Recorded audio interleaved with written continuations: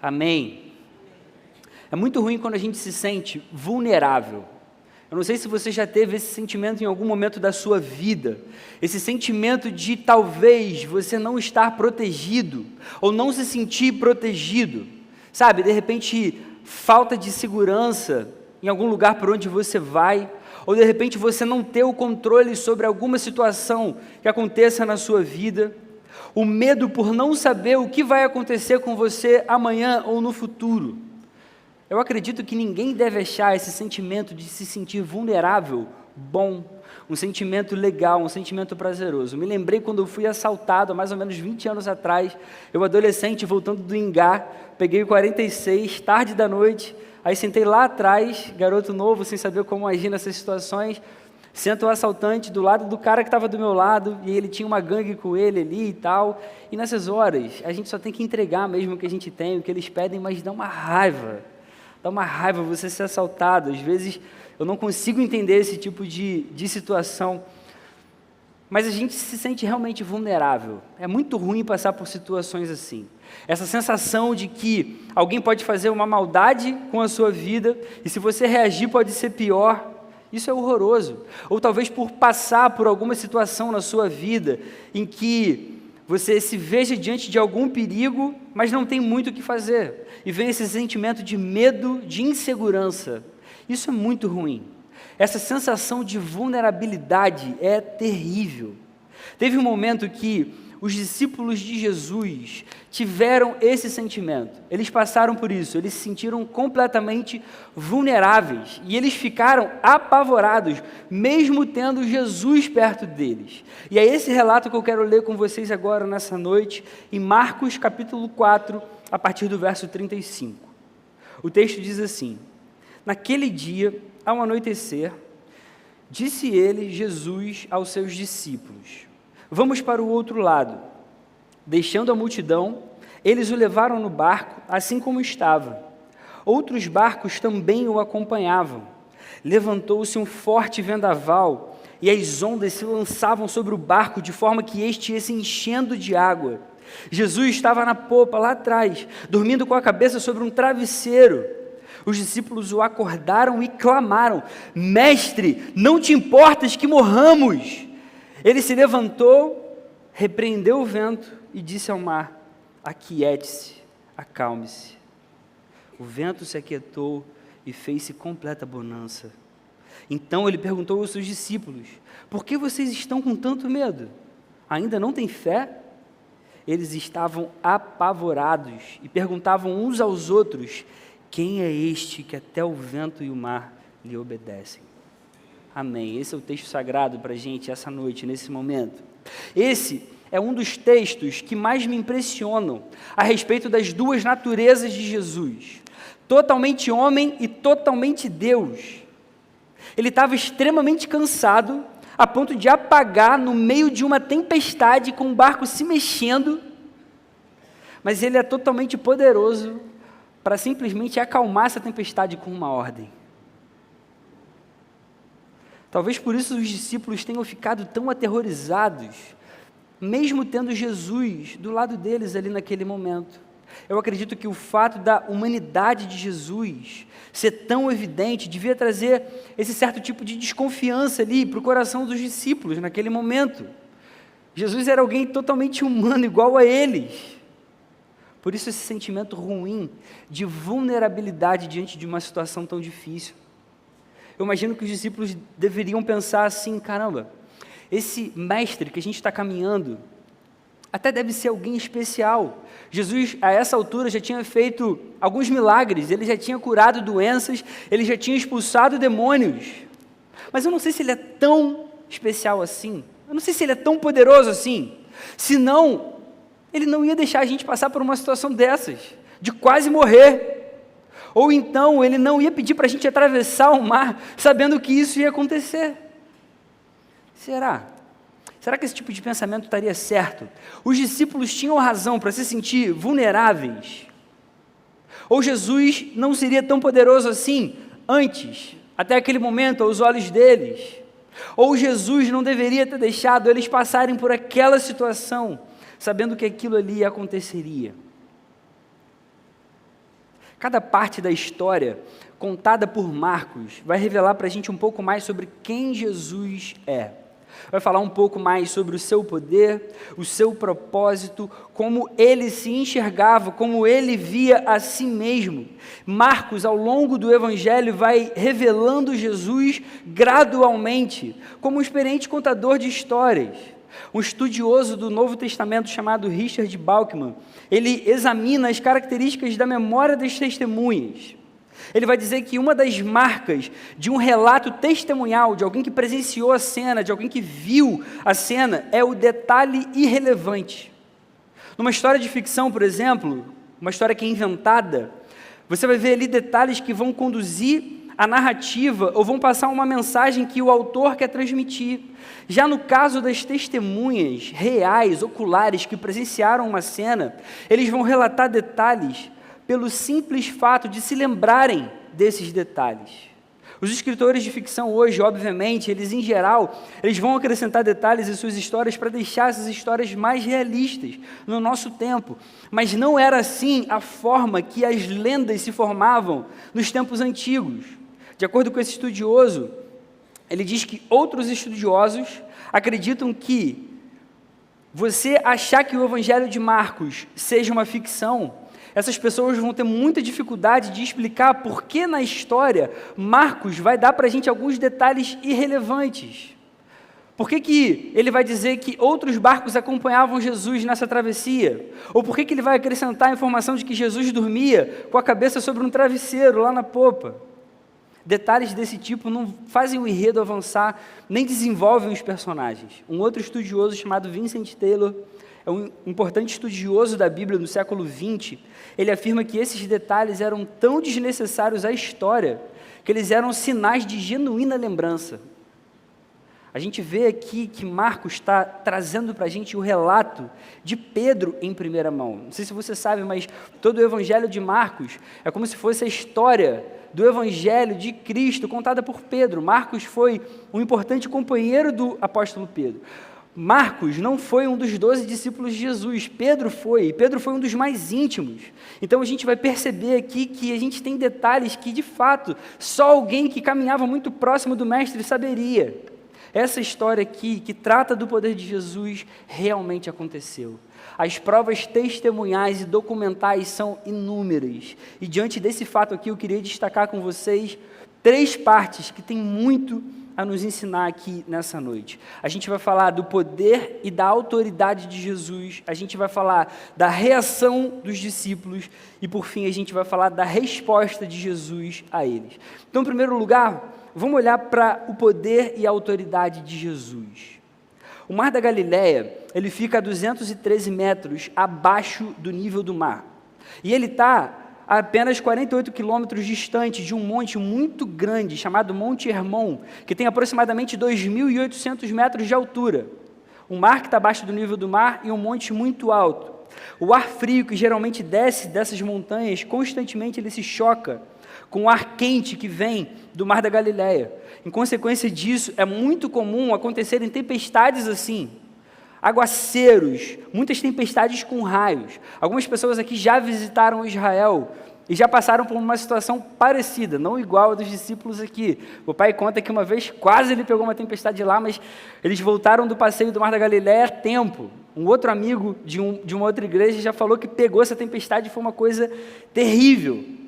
Eu quero dizer que os pescadores profissionais do Mar da Galileia, que era o caso dos discípulos de Jesus, eles estavam acostumados com isso. Eles sabiam desse tipo de coisa que poderia vir de forma repentina ali. Por essa razão, essa tempestade aqui em particular deve ter sido devastadora. Deve ter sido terrível, porque mesmo eles sendo pescadores experientes, eles acharam que eles iam morrer. Com certeza não deve ter sido a primeira tempestade que eles estavam enfrentando aqui. E aí eles vão clamar a Jesus, verso 38, Mestre, não te importas que morramos? E como Jesus responde a essa pergunta? Marcos vai relatar para a gente, verso 39. Jesus se levanta, repreende o vento e diz ao mar, aquiete-se, acalme-se. E o relato vai dizer que o vento se aquietou e fez-se completa bonança. Irmãos, Jesus despertou do seu sono profundo e duas coisas incríveis aconteceram nesse momento. A primeira delas foram as próprias palavras que ele usou, uma ordem que ele dá da mais completa e absoluta simplicidade. Jesus não faz uma grande cena diante dos seus discípulos, ele não arregaça as mangas mostrando alguma coisa para eles, ele não levanta uma varinha de condão, ele não diz nenhuma palavra mágica, ele simplesmente se levanta e fala: aquiete-se, acalme-se. Uma ordem. E isso foi o bastante. Só precisou disso. Jesus simplesmente se vira para o vendaval e diz: aquiete-se, acalme-se. Do mesmo modo que a gente talvez diga para uma criança desobediente. E o mais inacreditável foi que o vendaval obedeceu, como se fosse uma criança dócil e submissa. No mesmo instante, o vento se aquietou e fez-se completa bonança. E aqui, quando você lê o texto talvez de uma forma rápida, sem perceber, você pode ler que o vento aquietou-se, fez-se completa bonança, pode ser que isso soe redundante, ou só que o autor esteja querendo afirmar aqui alguma coisa com relação à calmaria. Mas o que o Marcos está querendo trazer para a gente aqui, ele está falando primeiro do vento e depois da água. E essa é a segunda coisa incrível que a gente vai ver aqui. Completa bonança, que a gente lê na nossa Bíblia, poderia ter sido literalmente traduzido como: as águas pararam. Quando os ventos pararam, depois que Jesus os repreendeu, isso poderia até ter sido uma coincidência. Eu não sei se você alguma vez já andou de barco, ou viajou num cruzeiro, ou num catamarã mesmo. Você sabe que mesmo quando os ventos param, e a tempestade termina, as chuvas param, o mar ainda continua muito agitado. As ondas continuam agitadas por muito tempo. Eu me lembrei de, alguns anos atrás, eu ainda trabalhava no Rio, estava indo para a Barra da Tijuca, eu sempre pegava o catamarã ali em Charitas. E tinha tido uma chuva naquela madrugada muito intensa, o mar estava muito agitado. Eu não sei por que deixaram o catamarã funcionar nesse dia, mas assim, deu um medo gigantesco. O catamarã pequenininho fazia assim nas ondas, chacoalhava todo. Foi tão tensa a situação e a cena, que as águas batiam assim na porta da frente do catamarã, entravam no catamarã. Os funcionários do catamarã pediram para todo mundo colocar colete, e a água ia entrando assim pelo chão. A mulherada que estava no catamarã começou a gritar, foi uma cena de horror, de verdade mesmo. Eu vivenciei isso, eu não estou inventando essa história não. Não estava mais ventando, não estava mais chovendo, mas o mar estava extremamente agitado. O que eu quero dizer para vocês é que nesse texto aqui, o que acontece é que quando Jesus diz: aquiete-se, acalme-se, não só os ventos pararam, mas também as águas acalmaram imediatamente. Esse é o grande milagre que acontece, isso é impressionante. Jesus não invocou nenhuma autoridade superior, não utilizou nenhuma magia aqui nesse caso. Sabe por quê? Porque Jesus é capaz de exercer o poder que pertence somente a Deus. Jesus é Deus, ainda que aqui ele estivesse em forma humana. Ele se volta para a tempestade e diz: aquiete-se. Poucos dias antes, quando Jesus tem um confronto com os fariseus, durante um sábado, ele disse que ele não era só alguém que estava instruindo aquelas pessoas a guardar um dia de descanso. Ele vai ensinar que ele mesmo é o próprio descanso para aquelas pessoas. Nesse trecho agora, Jesus demonstra que ele não apenas é alguém que tem poder, mas ele é o próprio poder.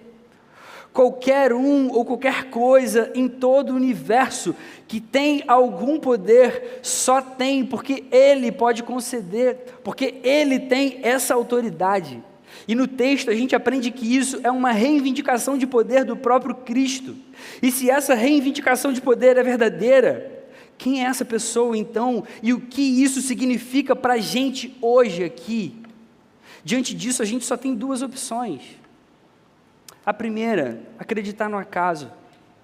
Você pode argumentar que talvez esse mundo seja um simples resultado de uma tempestade monumental, que você está aqui por mero acaso, que forças da natureza agiram de forma cega, violenta, de repente aconteceu um Big Bang, e tudo é ao acaso.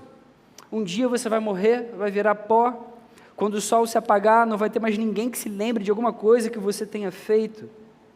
E se isso é verdade, no final, se você fez alguma coisa boa ou não, se você for uma pessoa boa ou não, não faz a menor diferença. Ou a segunda opção, você pode acreditar que Jesus é real e Ele é quem Ele diz que é. Irmãos, se Jesus é quem Ele diz ser, existe um outro modo da gente olhar para a vida.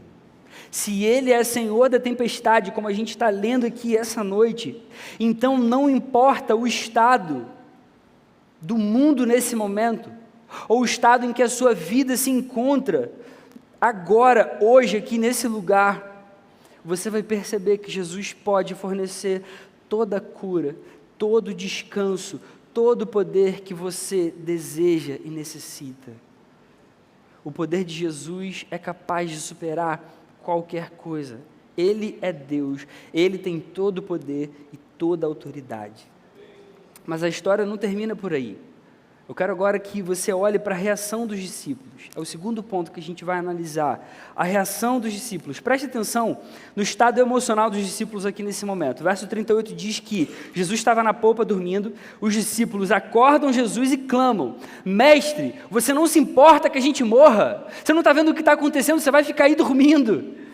Aí Jesus levanta, faz um milagre extraordinário que deixou todo mundo atônito. E aí repara o que acontece, versos 40 e 41, Jesus pergunta aos seus discípulos: por que vocês estão com tanto medo? Ainda não têm fé? Eles estavam apavorados. É o que o texto está dizendo para a gente.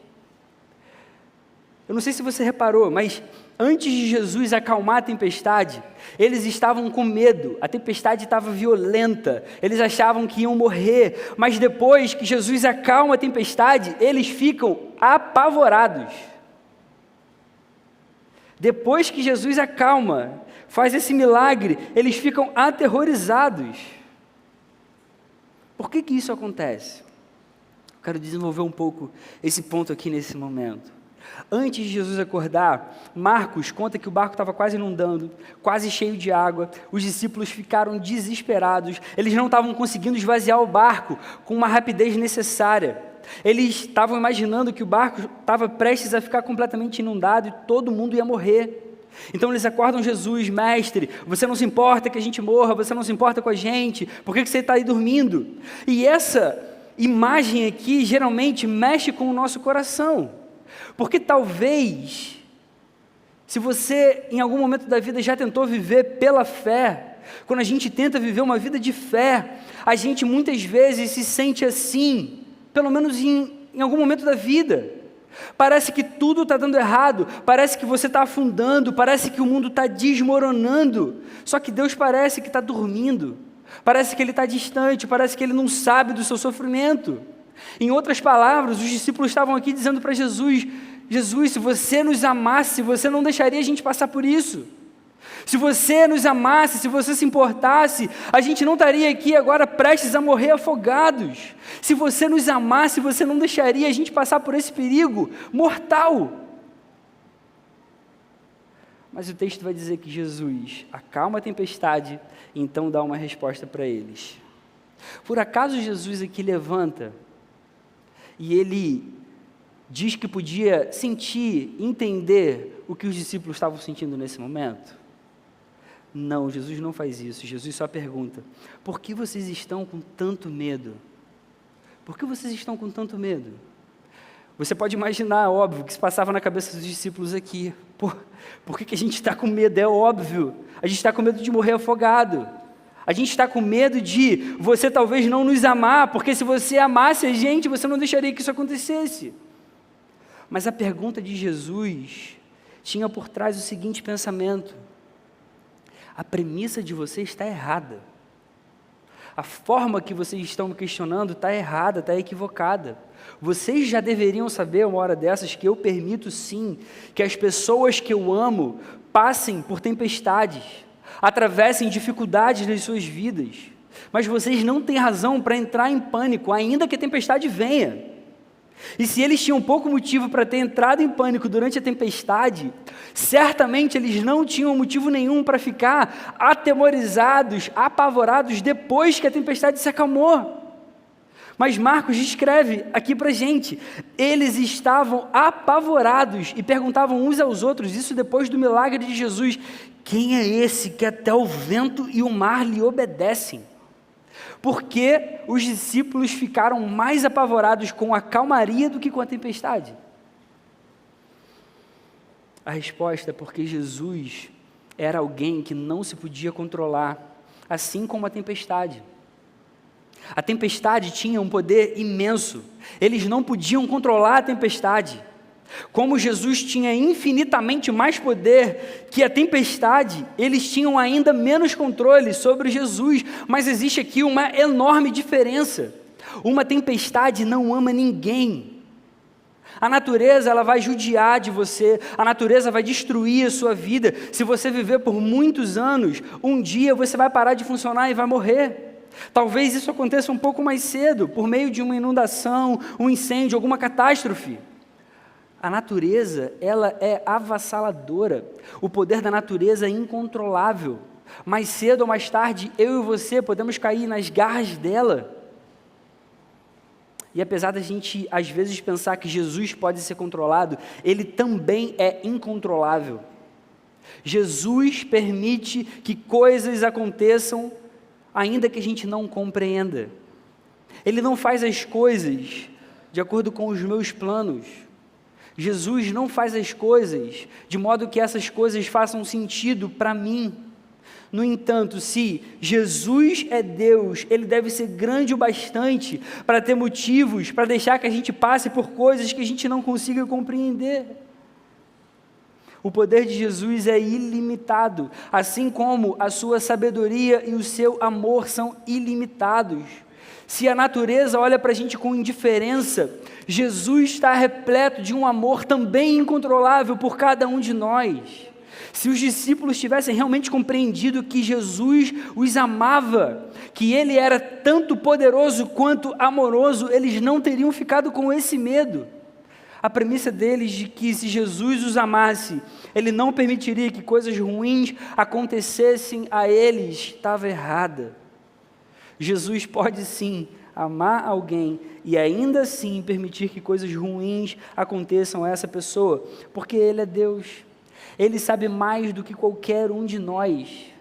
E a grande questão é, se você tem um Deus grandioso e poderoso o suficiente, a ponto de te deixar com raiva, por Ele não interromper o seu sofrimento, então eu quero te dizer que você tem um Deus que é grandioso e poderoso o suficiente, a ponto de ter razões que você não consegue entender.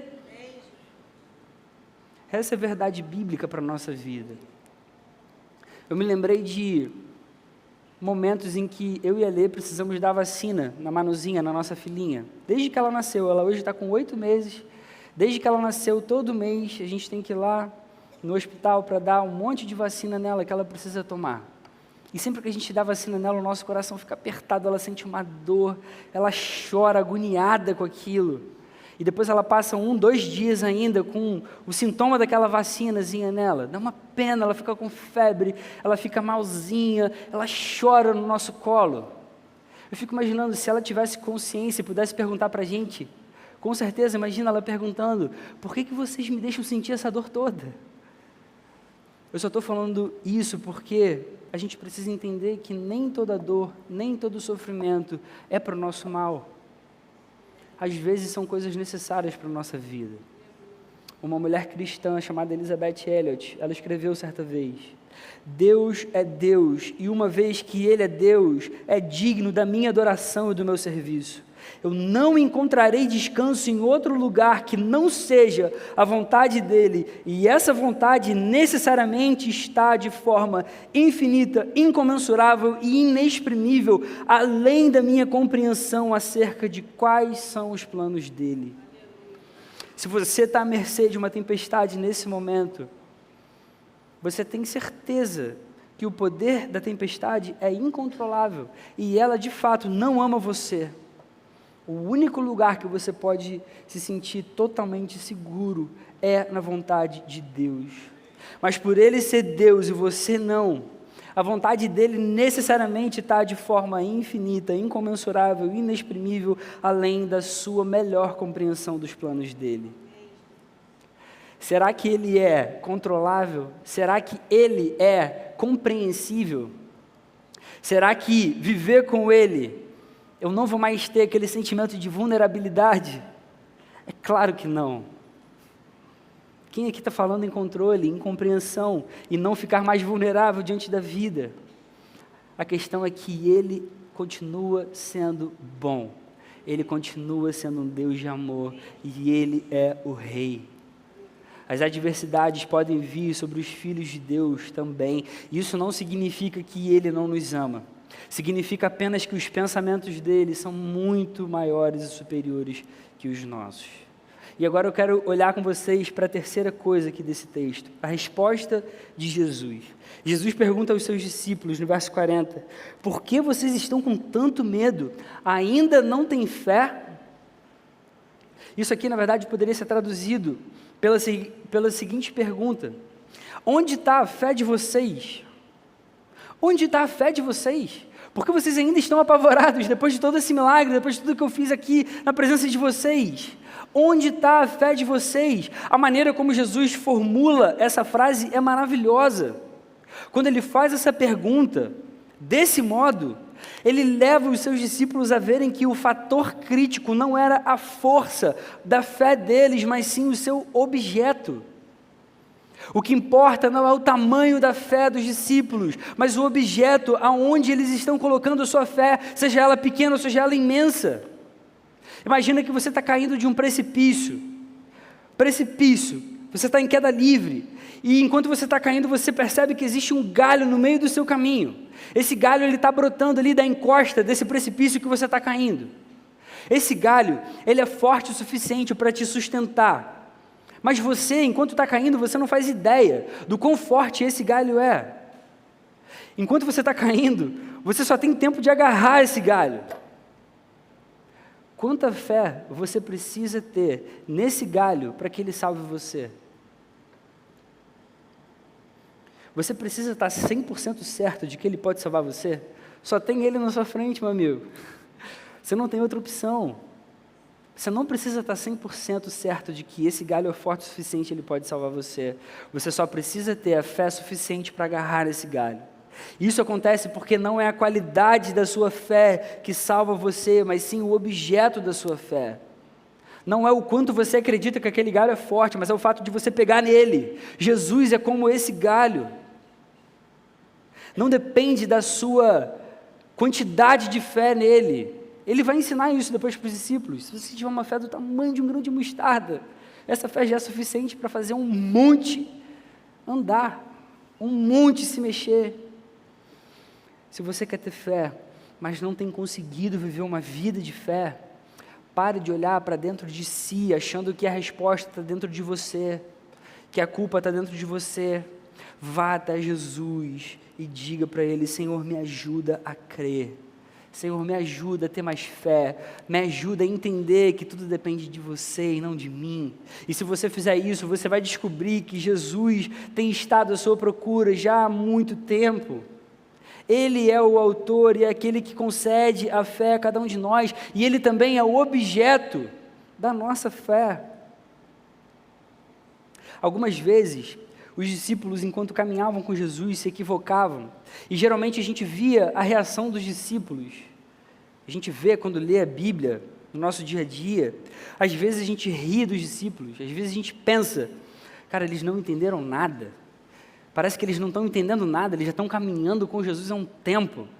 Mas nesse caso aqui da tempestade específico, geralmente a gente sente empatia em relação à situação deles nesse momento. A tempestade está acontecendo. A gente acha que a gente vai morrer. Jesus dormiu. O barco deles estava prestes a afundar. Eles ficam completamente apavorados, eles perdem o equilíbrio aqui, ficam cheios de medos. Eles estavam achando que Jesus não os amava. Mas Jesus acorda e diz para eles, em outras palavras: se vocês soubessem o quanto eu amo vocês, vocês não teriam ficado com esse medo todo. É isso que está acontecendo aqui. A fé deles precisava estar no lugar correto, no próprio Jesus.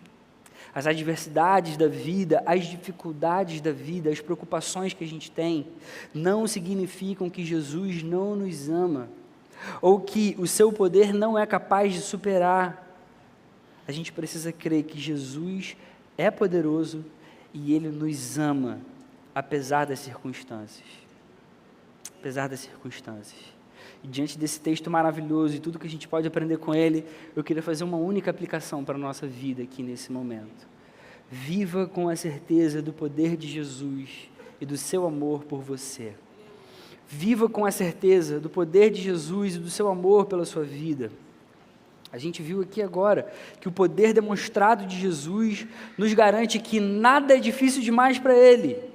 A gente viu que a reação dos discípulos ensina para a gente que nem sempre o amor de Jesus está relacionado às situações que a gente enfrenta. São coisas distintas. Ele pode amar a gente e ainda assim a gente passar por coisas ruins e difíceis. E a gente viu que a resposta de Jesus deixa claro que nós temos uma facilidade enorme de colocar a nossa fé no objeto errado, no lugar errado. Então tudo que a gente precisa é aprender a descansar no poder e no amor de Jesus.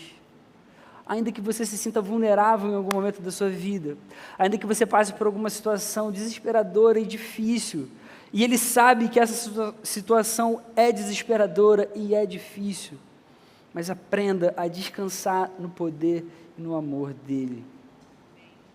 Marcos, o evangelista, ele escreve de forma proposital esse relato aqui, numa linguagem que é paralela, quase idêntica à linguagem de um famoso relato do Antigo Testamento, a história de Jonas. Tanto Jesus quanto Jonas estavam no barco, e ambos os barcos estavam sendo ameaçados por uma tempestade. E as descrições dessas tempestades são praticamente idênticas. Tanto num relato quanto no outro, os dois estavam adormecidos. Nas duas histórias, eles foram acordados por pessoas que estavam no barco e diziam: a gente vai morrer aqui. Nos dois casos, houve uma intervenção divina miraculosa e o mar se acalmou. Nas duas histórias, as pessoas ficaram ainda mais atemorizadas do que elas estavam antes que a tempestade se acalmasse. São duas histórias praticamente idênticas. Existe apenas uma diferença. No meio da tempestade, Jonas, lá no Antigo Testamento, ele disse para os marinheiros: se eu perecer, vocês vão sobreviver. Eu sei porque essa tempestade se abateu sobre o nosso navio. Se eu morrer, vocês vão viver. Então, os marinheiros pegam Jonas e lançam ele no mar. Isso não acontece no relato de Marcos. Eles não pegam Jesus e jogam Jesus no mar. Mas será que acontece alguma coisa parecida aqui? Marcos, na verdade, ele mostra que as histórias não são tão diferentes assim, se a gente olhar com as lentes da entrega final de Jesus naquela cruz. No Evangelho de Mateus, Jesus diz a respeito de si mesmo, Mateus 12, verso 41, aqui está o que é maior do que Jonas. O próprio Jesus se refere como sendo o verdadeiro Jonas. Com isso ele está querendo dizer o seguinte: olha, um dia eu vou acalmar todas as tempestades, um dia eu vou parar todas as ondas, um dia eu vou destruir a destruição, eu vou acabar com tudo aquilo que acaba com vocês, eu vou vencer a morte. E ele fez isso quando ele estava naquela cruz. Jesus foi lançado voluntariamente, assim como Jonas, dentro da maior das tempestades, diante da ira de Deus pelo pecado do ser humano.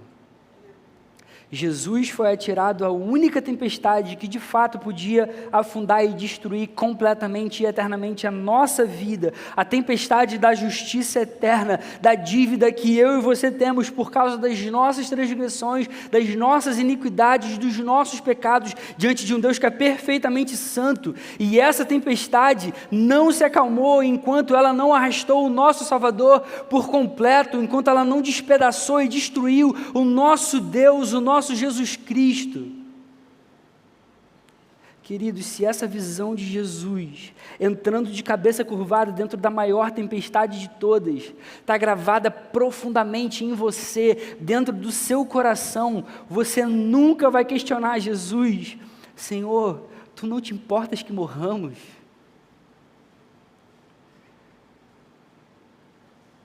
se a certeza do que Jesus fez pela sua vida estiver profundamente colocada no seu coração, se você tiver convicção e isso fizer todo sentido para você, você nunca vai questionar o amor de Jesus pela sua vida, independente das coisas pelas quais você passa. E se você sabe que Ele não te abandonou nessa tempestade, que era a pior de todas, da história do mundo, o que faz você pensar que Ele te abandonaria em dificuldades muito menores que você tem enfrentado hoje na sua vida? Ou que você já passou em algum momento da sua existência? Irmãos, um dia Jesus vai voltar e Jesus vai acalmar para sempre todas as tempestades. Todos os problemas vão ter fim, todas as inquietações, todas as dificuldades, todas as dores, por toda a eternidade. Se essa certeza penetrar no seu coração, você vai ter certeza que Jesus te ama. Você vai saber sim que Ele se importa com você. E por isso Ele pode fazer essa pergunta para a gente aqui essa noite. Por que vocês estão com tanto medo? Ainda não tem fé? Por que ainda tanto medo? Por que ainda tanta inquietação? Por que ainda tanta perturbação aí dentro? Por que ainda tanta ansiedade? Vocês ainda não têm fé? Vocês ainda não entenderam o que eu fiz por vocês? Tenha certeza do poder de Jesus e do seu amor pela sua vida. A cruz é a certeza dessas duas coisas, do poder de Deus e do amor dele por cada um de nós. E que isso traga paz ao nosso coração e fortaleça a nossa caminhada para sempre, amém? Vamos orar? Senhor, muito obrigado pela tua palavra, que traz paz para cada um de nós, que mostra para a gente o quanto você nos ama, Senhor. Esse seu amor nos constrange, Jesus, de verdade, de verdade. Perdoa por tantas vezes que nós duvidamos do Senhor, tantas vezes nós questionamos a sua bondade, Senhor. Tantas vezes a gente não te enxerga e a gente esquece da verdade do que você fez por cada um de nós. Não existe prova de amor maior e por isso a gente é muito grato, Senhor. Ajuda a gente a viver tendo essa certeza sempre nos nossos corações e que a gente dê um bom testemunho por onde a gente for e muitos conheçam o Teu Evangelho e sejam salvos para a Tua glória. O Seu nome, Senhor. Amém.